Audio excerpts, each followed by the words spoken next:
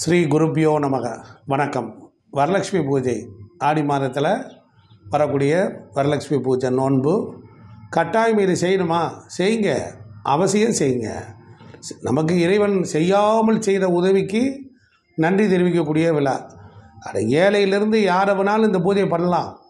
சின்ன சின்ன பூஜைகள் செய்ய செய்ய குடும்பத்தில் இருக்கக்கூடிய நச்சு தொல்லை போகும், செல்வம் செழிக்கும்.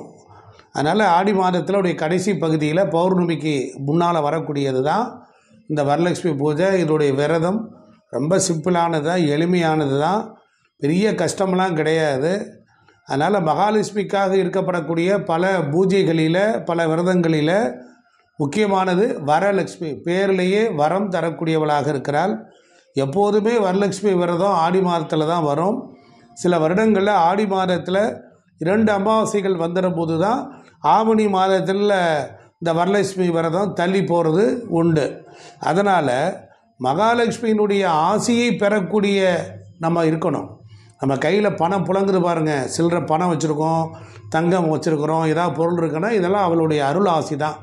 அதனால் சும்மாலாம் வராது. நம்ம வாழ்க்கையில் கஷ்டப்பட்டு யாராவது உழைப்பின் கீழே தான் இந்த செல்வத்தை பெறுகிறோம். ஸோ அந்த உழைப்புக்கு கொடுக்கக்கூடிய ஒரு வெகுமதிக்கு அவர்களுக்கு நன்றி. சம்பாதிக்கிறவங்களை யாராவது பாராட்டுறோமா? பாராட்ட மாட்டோம். பெண்கள் என்ன சொல்லுவோம்? இதெல்லாம் எங்களுக்கு நீங்கள் செய்ய வேண்டிய கடமைன்னு சொல்லுவோம். அதனால் பாராட்டித்தான் ஆகணும். அந்த பாராட்டு உலகத்தில் இருக்கிற உழைப்பின் மூலமாக கிடைக்கக்கூடிய வெகுமதி தான் அது. ஐஸ்வர்யம், லக்ஷ்மி கடாட்சம், பணம் வச்சுக்கிறோமா இல்லையா? அதுக்கு ஒட்டுமொத்தமாக ஒருத்தருக்கு நன்றி சொல்ல போகிறோம். அதை கொடுத்தவருக்கு நன்றி, அதை உழைத்து பெற்றவருக்கும் அந்த நன்றி தாராளமாக வரும். நன்றி மறந்த பாவம் தான் துன்பமாக நமக்கு வருது. அதனால் மகாலட்சுமியை முதல்ல என்ன செய்யணும்? வரலட்சுமி பூஜை அன்றைக்கி வெளியில் இருக்கக்கூடிய ஐஸ்வர்யத்தை வீட்டுக்குள்ளார கொண்டு வரணும் முதல் நாள். அதுக்கு முன்னால் நம்ம என்ன பண்ணணும்? வீட்டுக்குள்ளார வர முடியாத ஒரு பெரிய மனிதர்கள்லாம் வந்துட்டாங்கன்னா என்ன செய்யணும்? நாம் வீடு வாசல்லாம் சுத்தமாக தொடச்சி கிடச்சி வச்சு, இருக்கிற சேரில் நாகரிகமாக வச்சு, நல்ல கை துடைக்கிற துணியெல்லாம் எடுத்து வச்சு, அவங்க வந்தாங்கன்னா கை கால் கழுவ தண்ணி, குடிக்கிறதுக்கு நல்ல டம்ளரு, அவங்களுக்கு சாப்பிட்றதுக்கு ஒரு நல்ல பிளேட்டோ இல்லைன்னா வாழை இலையோ வாங்கி அப்படி ரொம்ப பிரமாதமாக ஜமாய்ச்சிடமாட்டா வந்தவங்கள. இல்லை ரொம்ப நல்லா இருந்ததுன்னு அன்றைக்கி தான் என்ன பண்ணுவோம்? வீடு குப்பையாக இருக்கிற வீடெல்லாம் சுத்தப்படுத்தி வீடு முழுவதும் நல்ல பெர்ஃப்யூம்லாம் அடித்து 2 வாசல் உள்ள பத்தியெல்லாம் பொருத்தி கிடுத்தி அப்படி கண்ணுக்கு தெரிகிற அமங்கலமான பொருள்கள்லாம் தூக்கி எரிஞ்சிட்டு வீடே ஃபஸ்ட் கிளாஸாக வச்சுருப்போம். ஏன்? ஒரு பணக்காரன் வர்றதுக்கு, ஒரு பெரிய மனுஷன் வர்றதுக்கு, அதுக்கே இந்த வீடை சுத்தப்படுத்துகிறோம்னா வருடத்துக்கு ஒரு முறை மகாலட்சுமி நமக்கு வர்றா. அப்போ நம்ம வீடை எப்படி வச்சுருப்போம்? அந்த மாதிரி தான் சுத்தப்படுத்தணும். புரிஞ்சிருக்குன்னு நினைக்கிறேன். இந்த விரதத்தை திருமணமானவர்கள், இந்த சுமங்கலி பெண்கள் தான் செய்யணும். திருமணமாகாத கன்னி பெண்களும் கடைப்பிடிக்கலாம். வருடம் வரக்கூடிய இந்த பூஜையை தொடர்ந்து நாம் செஞ்சுக்கிட்டே வரணும். அதனால் என்ன ஆகும்? குடும்பத்தில் இருக்கிற வறுமை போகும், பணப்பற்றாக்குறை போகும். புரியுதுங்களா? நாம் ஆசை அபிலாசைகளினால் வரம்பு மீறி கடனை வாங்குகிறோம். புரியுதுங்களா? இன்றைக்கி நிறைய பேருக்கு கடன் வாங்குறதே ஒரு பெரிய வேலையாயிடுச்சு. அதனால் இந்த திருமணமானவர்களுக்கு மாங்கல்ய பலம் கூடும். கணவன் மனைவிக்குள்ளே இருக்கக்கூடிய சண்டை சச்சரவு பிரச்சனைகள் எல்லாம் நீங்கும். அதனால் வரலட்சுமி பூஜை அன்னைக்கு முதல் நாள் வியாழக்கிழமை அன்னைக்கு வீடு வாசல்லாம் கழுவி சுத்தப்படுத்திட்டு ஒரு மாலை வேளையில் என்ன பண்ணணும்? அம்பாளை வீட்டுக்குள்ளார அழைக்கணும். ஒரு கும்பம் வச்சு பூஜை பண்ணுறவங்களா இருந்தால் கும்பம் வச்சுக்கலாம், இல்லை ஃபோட்டோ வச்சு பூஜை பண்ணுறதா இருந்தால் ஃபோட்டோ வச்சுக்கலாம். இந்த பூஜையை 3 நாள் செய்யணுங்கிறது சாஸ்திரம். என்னாலெல்லாம் அவ்வளவுலாம் பூஜை பண்ண முடியாது, நான்லாம் சும்மா ஒரு நாள் பண்ணுவேன், என்னமோ செஞ்சு பார்க்கலான்னு நினைக்கிறேன் அப்படிங்கிறவங்களுக்கு ஃபோட்டோ வச்சு கும்பிட்டுக்கலாம். ஃபோட்டோவை வாசலில் இருந்து கொண்டுட்டு வந்து சீர்பொருட்கள்லாம் ரெடி பண்ணி அதை வீட்டுக்குள்ளார அந்த அம்பாளை அழைத்து கொண்டு போவதாக ஒரு ஐதீகம். அம்மா நீங்கள் எங்கள் வீட்டுக்கு வாங்க, எப்படி ஒரு விருந்தர் வந்த வாசல் வரைக்கும் வந்து வாங்கன்னு கூப்பிட்றீங்க, அவ்வளோதான். So simple. அதனால் அந்த மாதிரி அந்த அம்மாவை கூப்பிட்டு வரவழைத்து வீட்டிற்குள்ளே போய் ஒரு சுத்தமான இடத்துல ஒரு மேடை அமைச்சு அதில் ஒரு நல்ல அமைப்பாக நம்ம எப்படி பூஜை பண்ணுறதா இருந்தால் சுவாமி படத்துக்கிட்ட வச்சு ஒரு வாழை இலையில் அரிசியை பரப்பி கும்பம் வச்சுருந்தால் கும்பம் வச்சுக்குவோம். ஃபோட்டோ வைக்கிறதா ஃபோட்டோவை வச்சு அதற்கு பூ மாலையெல்லாம் சாத்தி அதுக்கும் வஸ்திரங்கள்லாம் சாத்தி சந்தன குங்குமம் பொட்டு எல்லாம் வச்சுக்கிட்டு எவ்வளோ நேர்த்தியாக பண்ணுவோம். அதே மாதிரி தான். ரொம்ப ஒன்றும் கஷ்டப்படாதீங்க, பயப்படாதீங்க. அது மாதிரி அதனால் அன்றைக்கி தினம் அம்பிகைக்கு படைக்கப்படக்கூடிய நைவேத்தியத்தை நம்மகிட்ட உணவு கேட்பவர்களுக்கும் நம்ம வழங்க நமக்கும் முன்னேற்றங்கள் உண்டாகும். நம்முடைய குடும்பத்தினுடைய செல்வமும் செழிப்பும் கூடவே வரும். இப்போ இந்த வரலட்சுமி எப்போ வருது? இந்த ஆண்டு வரக்கூடிய வெள்ளிக்கிழமை, அதாவது 16ஆம் தேதி வரலட்சுமி பூஜை நோன்பு வருகிறது. அன்றைய தினம் மகாவிஷ்ணுவிற்குரிய வளர்பிறையும் ஏகாதசி திதியும் வருகிறது. இது ஒரு கூடுதல் ஸ்பெஷாலிட்டி. இந்த 3 நாட்கள் வழிபாடு, வரலட்சுமி பூஜை 3 நாட்கள் வழிபாடு. வியாழக்கிழமை அன்று அம்பாளை அழைத்தல், வெள்ளிக்கிழமை அன்று அம்பாளை எழுந்தருளை செய்து பூஜை செய்தல், சனிக்கிழமை அன்று புனர் பூஜை. இவ்வளோதான். இது 3 சொல்கிற போது பெருசாக இருக்கும், ஆனால் ரொம்ப சிம்பிள் சொல்கிறேன் கேளுங்க. இந்த விரதம் என்பது ஒரு முழு உபவாசமாக இருக்கணும், வழிபாட்டினை கடைப்பிடிக்கணும் அப்படின்னு எந்த அவசியமும் கிடையாது. இப்போ சக்கரை சத்துக்காரங்க சாப்பிடாமல் இருக்க முடியாது, சாப்பிட்டுக்கலாம். உணவை எடுத்துக்கொண்டு நாம் உபசாரம் பண்ணலாம், இந்த விரதத்தை மேற்கொள்ளலாம். அப்படிங்கும்போது இந்த வழிபாட்டினுடைய தன்மை மாறவே மாறாது. கலசம் வச்சு பூஜை பண்ணலாம், கலச வழிபாட்டை வச்சு பண்ணலாம், படம் வைத்து வழிபடலாம்னு நான் சொல்லியிருக்கிறேன். கலசம் வைத்து வழிபடலாம். இந்த வருடம் மாத்திரம்தான் நான் அப்படி பண்ண போகிறேன்னா நீங்கள் முத ஃபோட்டோ வச்சு கும்பிடலாம். ஒன்று. வருடம் என்னாலெல்லாம் வரலட்சுமி விரதம் இருக்க முடியாதவங்க நீங்கள் கலசம் வைக்க வேண்டாம். இல்லை நான் தொடர்ந்து பூஜை பண்ணிக்கிட்டே வாரேன், என்னால் முடியும் அப்படின்னு நம்பிக்கை உள்ளவங்க கலசம் வைத்து பூஜை பண்ணலாம். ஒரு காப்பர் கலசம் வாங்கி நூல் சுற்றி, சுத்தத்தில்லைன்னா சுற்றுறவங்கள்ட்ட கொடுத்து சுற்றி வாங்கி அதை மஞ்சள் நூலால் சுற்றணும். அதில் அந்த கும்பத்துக்குள்ளார பச்சரிசி, மஞ்சள், குங்குமம், எலுமிச்சை, காதோல கருகுமணி, ஜாதிக்காய், ஏலக்காய், கிராம்பு, மாசிக்காய் போன்ற நாணயங்கள் எல்லாத்தையும் அதை 3/4 பங்குக்கு போடணும். அப்புறம் தங்கம் இருந்தால் தங்க காசு, வெள்ளி காசு, நாணயங்களையும் சேர்த்து கொள்ளலாம்.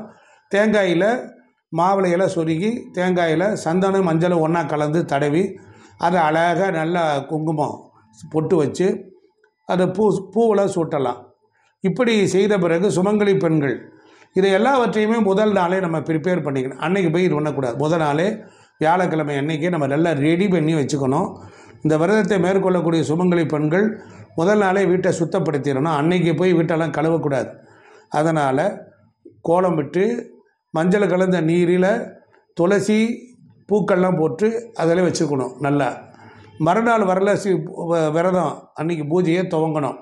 பூஜை மண்டபத்தில் வரலட்சுமி ஒரு சின்ன மேடையெல்லாம் விற்கிது. இப்போல்லாம் வசதி உள்ளவங்க ஒரு பெரிய ஸ்டேஜ் மாதிரிலாம் விற்கிறாங்க, ஒரு தேர் மாதிரிலாம் வச்சுருக்குறாங்க. அது மாதிரி வாங்கிக்கலாம். இல்லாதவங்க உங்கள் வீட்டில் இருக்கக்கூடிய ஒரு டேபிளை எடுத்து அதில் புது துணியை, அந்த டேபிளை கழுவி பெருக்கி சுத்தப்படுத்தி அது மேலே ஒரு துணியை விரித்து அதற்கு மேலே நீங்கள் இந்த ஃபோட்டோவையோ கும்பத்தையோ வச்சு பூஜை பண்ணி 2 பக்கம் குத்துவிளக்கு ஏற்றி தாராளமாக இந்த 3 நாள் பண்ணலாம். எங்கள் வீட்டில் பூஜை அறைக்கு நல்ல வசதி இருக்குன்னா தரையிலேயே பசுஞ்சாணம் போட்டு மொழிகி கோலம்லாம் போட்டு மணப்பலகை போட்டு அது மேலேயே வைத்தும் பூஜை செய்யலாம். புரியுதுங்களா? கிழக்கு முகமாக தான் அந்த பூஜையை செய்யணும். பூஜை முக்கியமாக பூஜை செய்வோர் வலதுபுறமாக இருந்து தான் பூஜை செய்யணும். 1.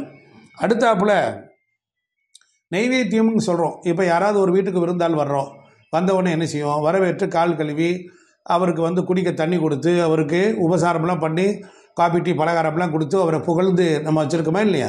அதே போல் தான் வரக்கூடிய மகாலட்சுமியை கும்பத்தில் எழுந்தருளை செய்து அந்த புக்கெல்லாம் விற்கிது. அது மாதிரி அதை வாங்கி நீங்கள் ஒருத்தர் சொல்ல செய்யலாம். அது மாதிரி பண்ணி மூத்த சுமங்கலிகள் அவங்கள வச்சும் பூஜை பண்ணலாம். அதே போல் நெய்வேத்தியங்கிறது சாதம், கல்கட்டு சாதம், வடை, கொலக்கட்டை, இட்லி, இது மாதிரி ஏதாவது ஒரு நெய்வேத்தியம், பால், பழங்கள், ஸ்வீட்டு, இது மாதிரி ஏதாவது ஒன்று நம்ம சக்திக்கு தக்கபடி செய்து கொள்ளலாம். 5 முகத்தில் இருக்கக்கூடிய குத்து விளக்கையும் ஏற்றி வழிபடலாம். இதில் முக்கியமான விஷயம் என்னென்னா சரடு, மாங்கல்ய சரடு. அந்த சரடு 9 முடிச்சுக்கள் இருக்கணும். 8 முடிச்சு அஷ்டலட்சுமி, 9வது முடிச்சு வரலட்சுமி. அதனால் அதை பூஜை பண்ணினா அம்பாளுக்கு என்னென்ன பாட்டெல்லாம் பாடலாம் அப்படின்னா லக்ஷ்மி ஸ்தோத்திரம் பாராயணம் பண்ணலாம், லக்ஷ்மி அஷ்டகம் பாராயணம் பண்ணலாம். அதே போல் வரலட்சுமிக்குன்னு ஒரு நோன்பு அந்த மந்திரங்களும் இருக்குது. அப்படி இல்லைன்னா லலிதா சகஸ்ரநாம பாராயணம் பண்ணலாம். இது மாதிரி இல்லையென்றால் இவர் ஆதிசங்கரர் அருளிய கனகதாரா ஸ்தோத்திரத்தையும் நாம் சொல்லலாம். முக்கியமாக கனகதாரா ஸ்தோத்திரம் பூஜையில் நெல்லிக்காய் நாம் இருக்கணும். இந்த மாதிரி ஐஸ்வர்யமான பொருட்கள்லாம் வைத்து பூஜை பண்ணலாம். பூஜையில் தூப தீப ஆராதனையெல்லாம் பண்ணி முடிச்சுட்டு கண்டிப்பாக நம்ம கண்ணே பட்டிருக்கோம், ஆரத்தி எடுக்கணும் அவசியம். ஆரத்தியெல்லாம் எடுத்துட்டு அதற்கப்புறம் நாம் பெரியவங்கள்கிட்ட ஆசீர்வாதம் வாங்கணும். மூத்த சுமங்கலிகிட்ட கொடுத்து அந்த கயிறை நாம் கட்டி கொள்ளலாம். அன்றைய தினம் சுமங்கலிக்கு மாங்கல்ய பலம் பெருகுங்கிறனால வரலட்சுமி விரத பூஜைக்காக வீட்டில் வந்திருக்கக்கூடிய அந்த பெண்களுக்கெல்லாம் மஞ்சள் கிழங்கு, கயிறு, தேங்காய், குங்குமம் இதெல்லாம் கொடுக்கலாம். சரி, இப்போ நேரத்தை குறிச்சிக்கோங்க.